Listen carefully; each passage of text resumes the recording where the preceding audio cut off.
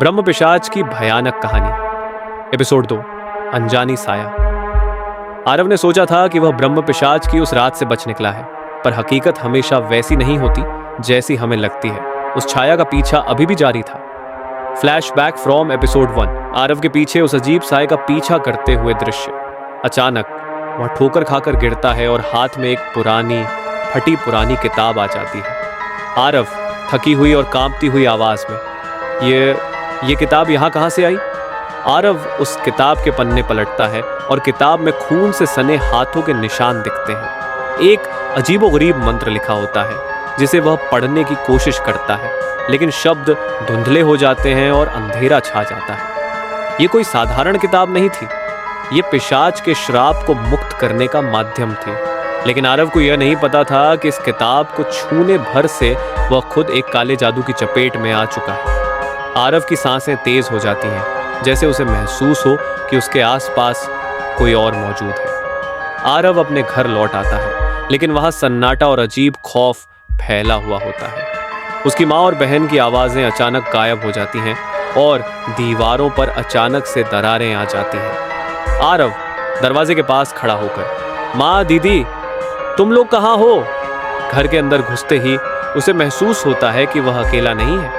आरव जैसे ही light on करता है, लाइट झपक कर बुझ जाती है। चारों तरफ काली छायाएं नाचने लगती हैं और धीरे धीरे एक अजीब सी ठंडक कमरे में फैल जाती है। आरव चौंक कर पीछे मुड़ता है। कौन है यहाँ?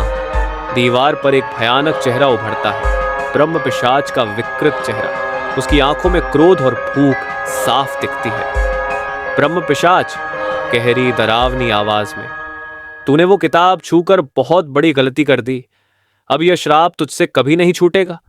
अचानक से दीवारों पर खून टपकने लगता है और आरव को चारों तरफ से अजीब डरावनी आवाजें सुनाई देने लगती हैं। आरव दौड़कर बाहर भागने की कोशिश करता है, लेकिन दरवाजे खुद ब खुद बंद हो जाते हैं। पीछे से एक भारी आवाज आती है और आरव जैसे ही मुड़ता है, सामने ब्रह्म पिशाच खड़ा होता है। ब्रह्म पिशाच क्रोधित होकर, अब तू इस श्राप से नहीं बच सकता। अचानक से ब्रह्म पिशाच गायब हो जाता है और एक अजीब ठंडी हवा आरव के चेहरे पर पड़ती है। उसकी आंखों में खून उतर आता है। उसे लगता है कि कोई अदृश्य ताकत उसके शरीर पर काबू कर रही है। आरव जमीन पर गिरकर तड़पता है। तभी उसके हाथ से वह किताब फिर से गिरती है और उस पर लिखा मंत्र अचानक चमकने लगता है। क्या यह किताब आरव को बचाएगी या उसे ब्रह्म पिशाच का नया शिकार बनाएगी? सच क्या है और झूठ क्या, यह रहस्य अब और गहरा होता जा रहा है। अगली कड़ी में जानिए, क्या आरव ब्रह्म पिशाच के श्राप से बच पाएगा या फिर यह कहानी एक और खौफनाक मोड़ लेगी? देखिए अगले एपिसोड में।